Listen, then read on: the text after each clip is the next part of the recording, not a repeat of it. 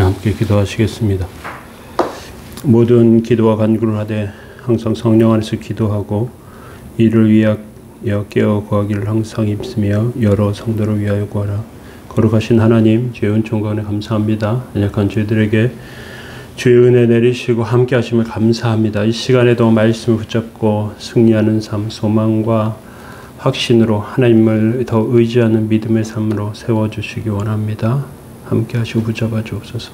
예수님의 이름으로 기도합니다. 아멘.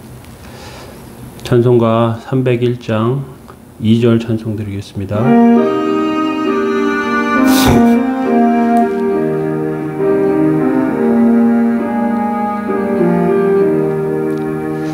몸도 마음도 연약하나 새 힘받아 살았네. 물붓듯이 부으시는 주의 은혜 족하다. 사랑 없는 거리에 나 험한 산길 헤맬 때 주의 손을 굳게 잡고 찬송하게 하시네. 아멘. 시편 79편 4절에서 8절 말씀 보시겠습니다.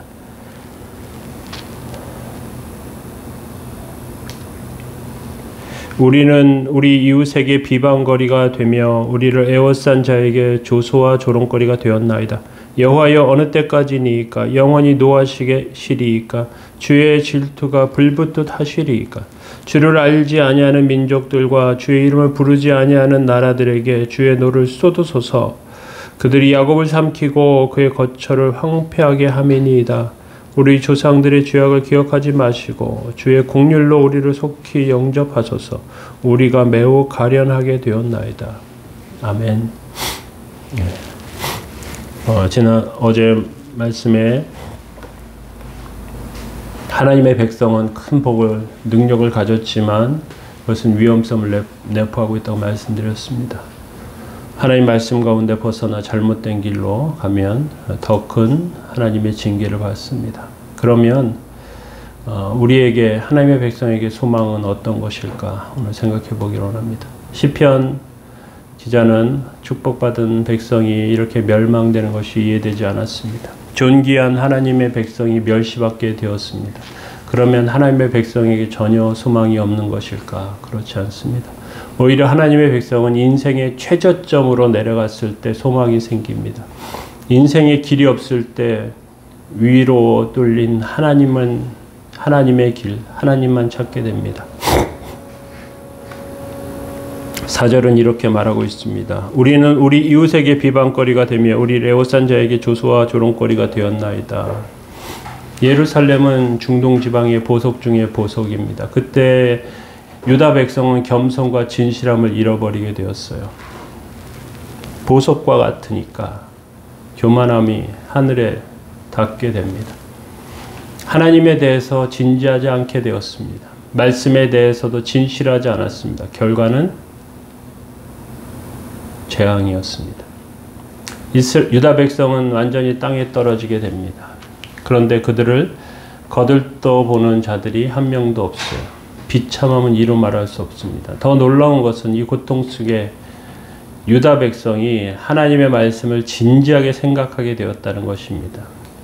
유다 백성들, 하나님의 백성이 주변 나라의 손가락질을 당하지만 하나님에 대해서 진지하게 생각하게 돼요.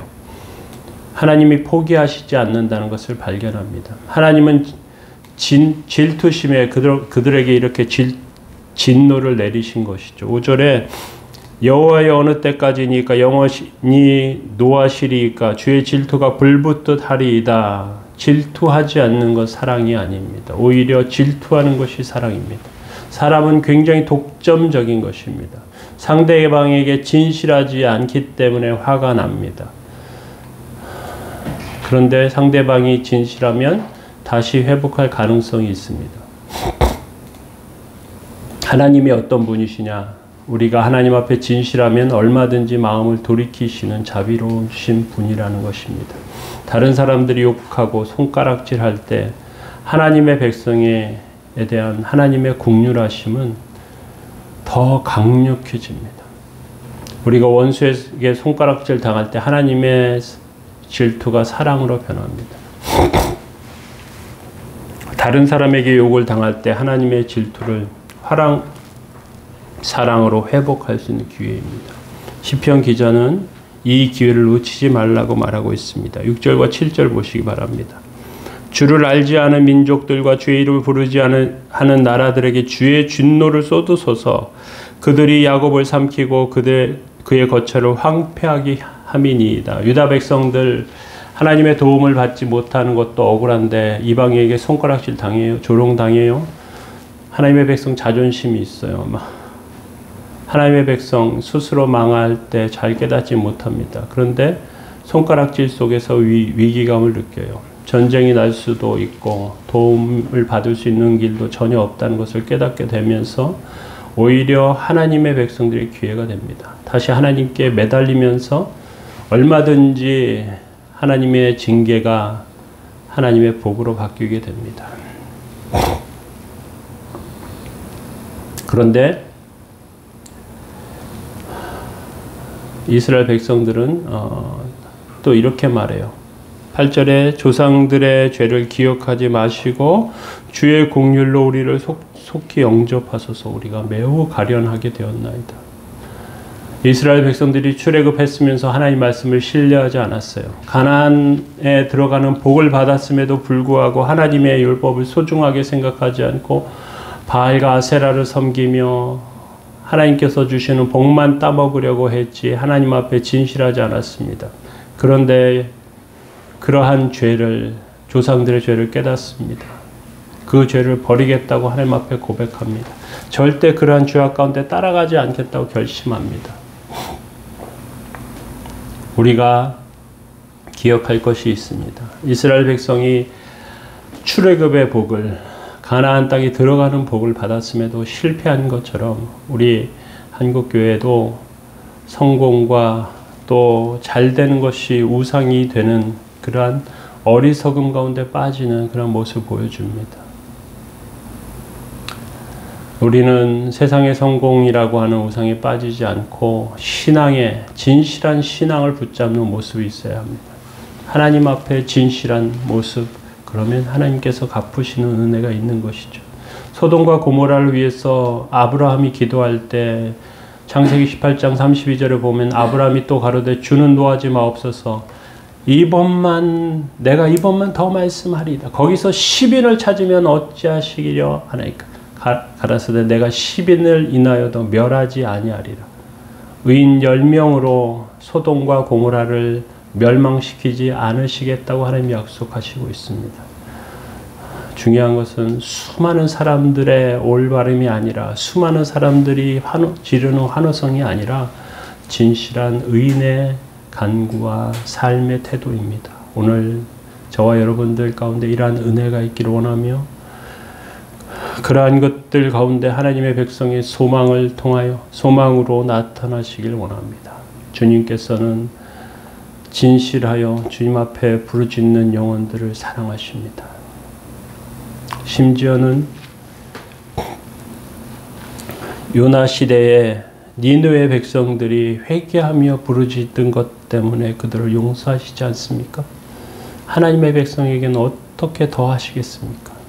얼마나 더 큰 은혜로 그들을 바라보시고 또 생각하시겠습니까? 우리는 이것을 기억하며 소망 가운데 세워져야 합니다. 주의 은혜와 도우심이 저와 여러분들의 삶에 있기를 원합니다. 하나님 앞에 진실하게 구하는 그 간구를 하나님께서 들어주시는 줄 압니다. 함께 기도하겠습니다. 그러므로 형제들아 내가 하나님의 모든 자비하심으로 너희를 권하노니 너희 몸을 하나님이 기뻐하시는 거룩한 산제사로 드리라. 이는 너희의 드릴 영적 예배니라. 아멘. 주의 은총과 은혜 감사합니다. 주 앞에 진실하고 온전한 모습 서게 하여 주시고 이 시간 저희들의 삶과 영혼에 복되고 거룩한 은혜가 넘치게 하여 주옵소서. 함께 하시기 원하며 죄 도심 가운데 소망의 힘을 얻게 하여 주옵소서. 예수님의 이름으로 기도합니다. 아멘. 우리 병중에 고통받는 성도들 위해서 기도해 주시기 바랍니다.